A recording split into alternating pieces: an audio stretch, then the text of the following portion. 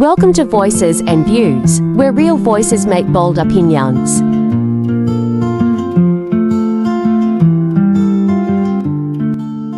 Awesome fun.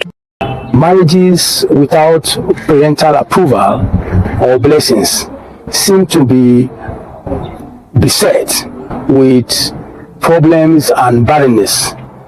In the African setting, there's a lot of communal living and a lot of interrelational existence within the family. The father as the head, the mother as the mother of the family, the wife of the husband, and the children.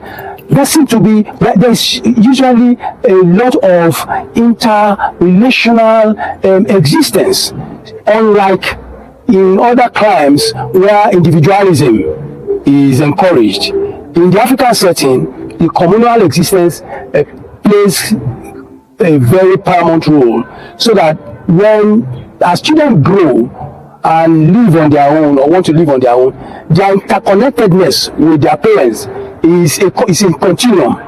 Therefore, parents seem to be the first priests, the first prophets, the first visionaries. In fact, they set the tone, the example for children to follow in the original African setting. And this has been the situation over the years. So you now discover that when these children grow up and they want to pick their own spouses, the tendency is for them to want to seek the approval of the extended family, because the approval of everyone also means the approval of God, of nature, of everything around them.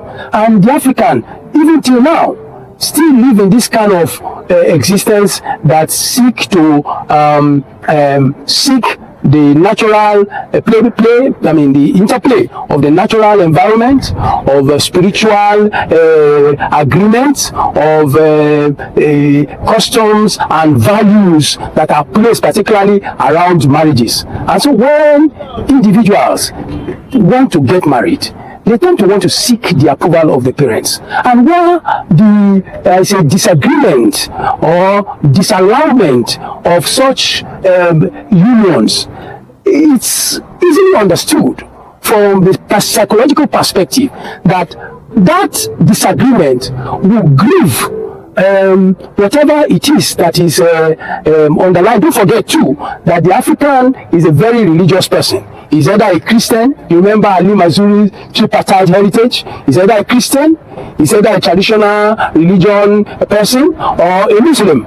All these three things are vital, and it's usually inculcated into the psyche of the child as he grows up, even to the full adult. Those things are still very important. And you discover even the different religion, Christianity talks about honor to your parents, and talks about, and exactly the picture of Abraham, first son Isaac, and how he got married through the approval of the father. It's a thing that reverberates in the Christian religion. You talk about Islamic faith. The Islamic faith, although does not specifically talk about that in marriage, but it also approves of seeking to obey our parents in all things. And you talk of Buddha. Buddha may not also talk about those things in terms of the consequences of approval of parents in marriage, but Buddha is very conscious and statementous about the karmic consequence of whatever we do. So even when you put all these religions together, let us even assume you were thinking in terms of Buddhism,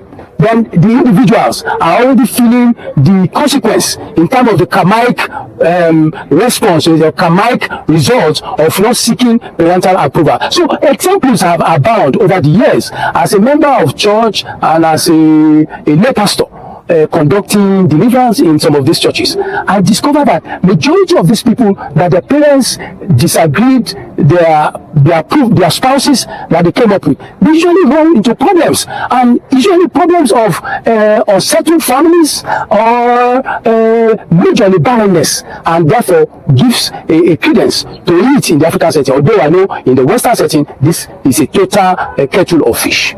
I'll start by enacting a personal story.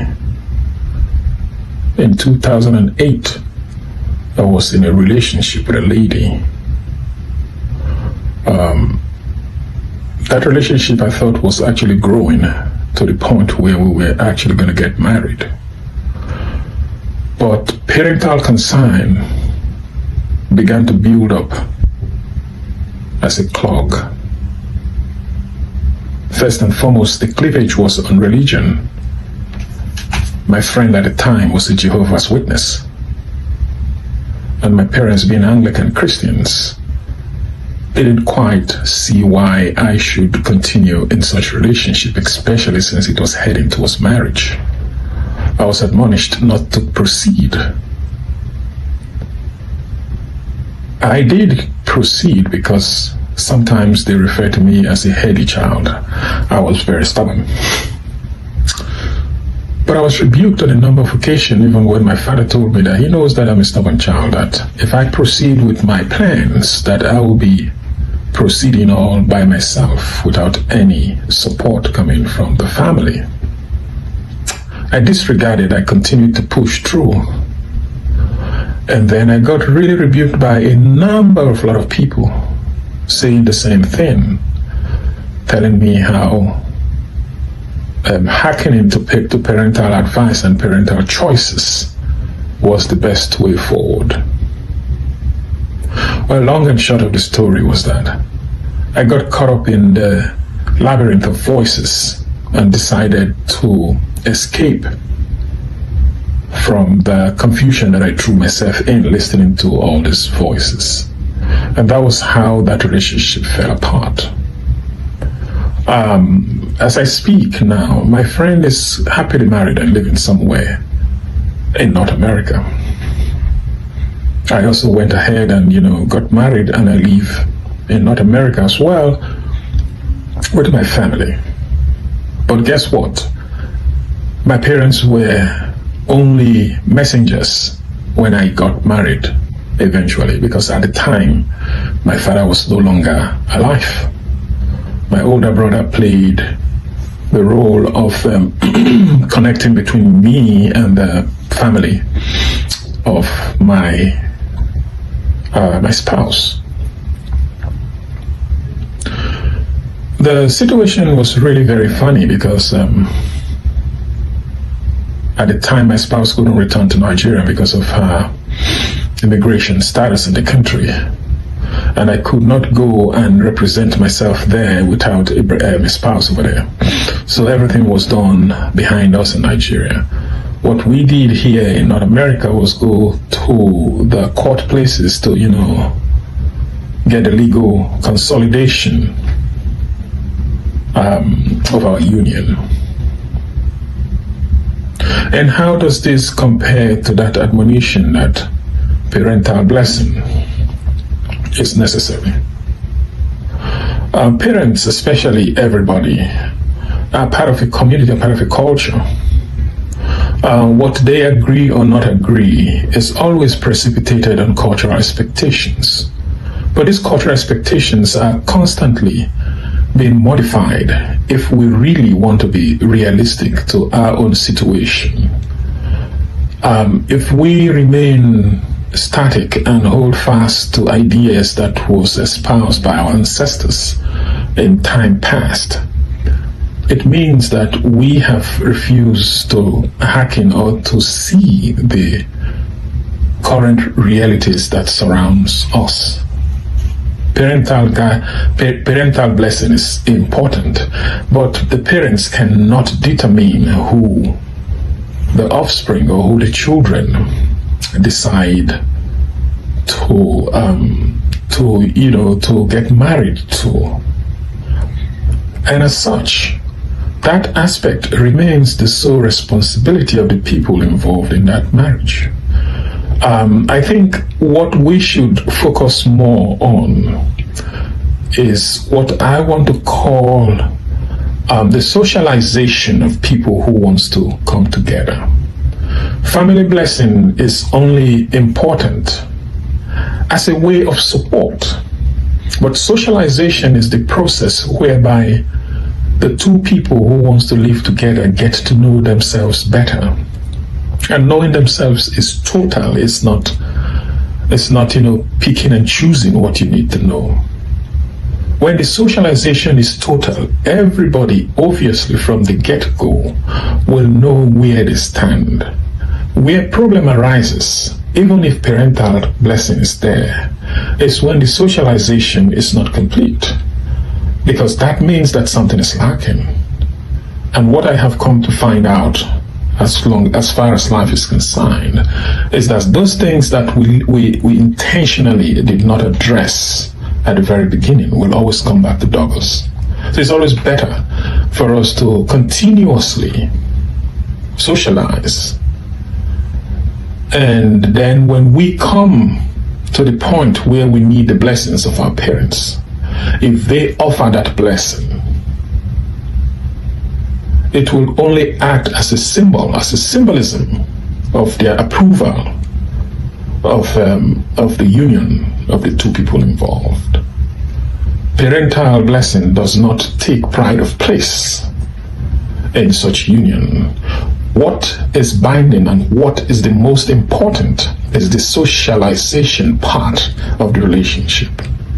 So I would rather admonish for socialization of relationship to take preeminence of place, and people work very hard towards that, instead of coming back and expecting that parental blessing will cover for the social aspects that we intentionally ignored or did not take important during the course of the relationship that wants to lead to marriage. Parental blessing, parental prayers, parental admonition, all of them is just a symbol. I think that if we emphasize socialization, parental acceptance, blessing and admonition now plays that symbolic role, which creates that parent as the guardian of the child who has grown up to now want to move away from the control of the parents, to now form their own little clan or little family that will want to emulate or create or even recreate an idea of unionhood that they may have perceived, or they want to create an idea of unionhood that they have intentionally created out of ideas they have gotten from experiences that they have learned during their course of growth and development within their community. Therefore, I wouldn't want to go through all the religious connections about parental blessing or not. I think I have laid down a very clear emphasis, and my emphasis is kind of predicated on the social construction theory, which I have always explored in my work and in my interaction with people. Social construction theory make me understand that the world gets transformed and the world gets better through interactions, and socialization now become the hub upon which interaction can yield to better knowledge and clarification of people character, people behavior, and people ways of doing things that will in the long run help to make them decide if they want to come together as couple. If we miss out on that point of socializing and interacting, we are intentionally keeping that for the rainy day, where we are not able to control whatever goes around us, and that rainy day comes very quick. Marriages will break. A union will break. And even if parents have offered their blessing or given their blessing or done whatever thing they want to do, even if religion has given their backing and given their support, nothing will stop that union from crumbling. It will always crumble because an important part of the process of unionhood was ignored. And like the popular saying, it will always come back to bite you. Thank you.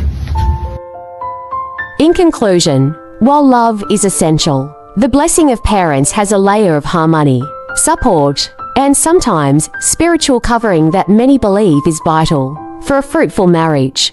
Let's continue to reflect on how we can balance personal choices with cultural and familiar expectations.